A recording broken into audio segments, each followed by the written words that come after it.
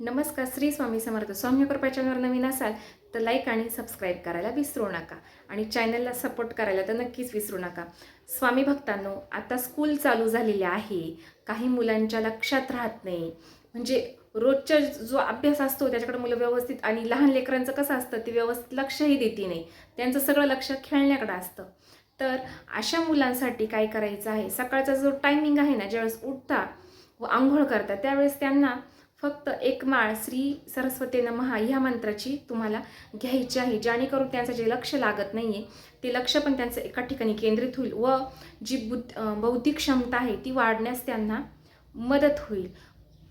पण कसं असतं की मुलं ट्युशनला जात आहे, शिक्षक शिकवत आहे व त्यांच्याकडे लक्ष राहत नाही. त्यांच्यासाठी हा अत्यंत प्रभावी ही सेवा आहे सरस्वती मंत्राची. तुम्ही बघता की जी मोठी मोठी मुलं असतात ती कधी सकाळी अभ्यास करतात, त्याच्यामुळे त्यांच्या बौद्धिक क्षमतेत वाढ असते. पण ही सरस्वती मंत्र नमः, सरस्वतीचा जो मंत्र आहे ओम सरस्वती नमः, ह्या मंत्राची तुम्हाला रोज एक न चुकता माळ घ्यायची आहे. जोपर्यंत ज्या दिवसापासून स्कूल चालू झाली आहे त्या दिवशीपासून तुम्ही ह्या मंत्राचा जप करा.